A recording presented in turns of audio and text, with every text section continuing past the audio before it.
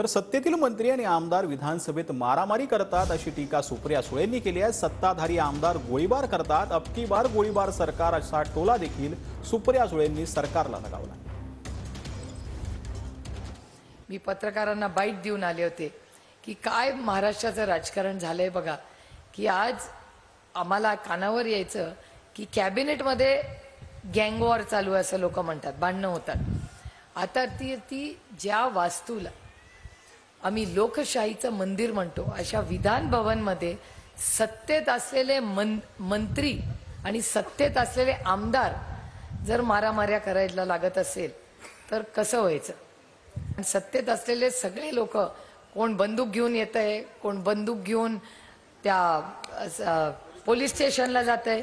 Police स्टेशनमध्ये बंदूक घेतलेला आमदार हा सत्तेतला आमदार आहे आणि गोळी चालवतोय। म्हणजे या देशामध्ये अबकी बार गोळीबार सरकार अशी म्हणायची पाळी आलेली।